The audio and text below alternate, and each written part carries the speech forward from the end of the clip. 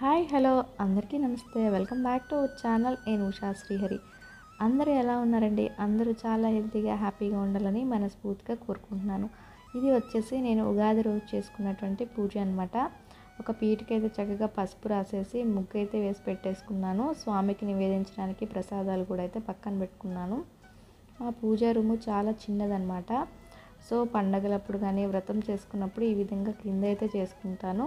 వెనకాలైతే ఇటువంటి క్లాత్ ఒకటి కట్టేసుకున్నాను అనమాట. సో పూలు ఉన్నట్టుగా నిండుగా ఉండడానికి.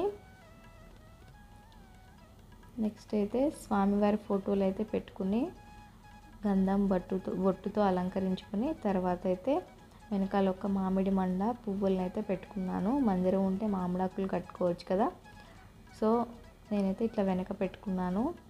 నెక్స్ట్ వచ్చేసి దీపపు కుందులు తీసుకొని నూనె అయితే వేసుకున్నాను అనమాట.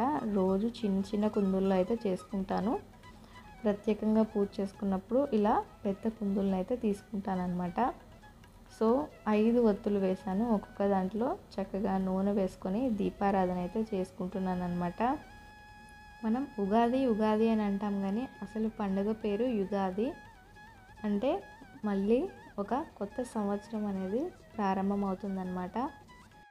బ్రహ్మదేవుడు ఈ రోజునే సృష్టిని సృష్టించడం ఆరంభించారట. సో ఈ ఉగాది పండగ ప్రత్యేకత ఇది అనమాట. సో ఈరోజు స్వామివారికి నివేదించడానికైతే గారెలు, పూర్ణాలు, అలాగే పాయసము, మామిడికాయ పులిహోర చేశానన్నమాట. ఆ వీడియో కూడా పెట్టాను, అది కూడా ఒకసారి అయితే చెక్ చేయండి.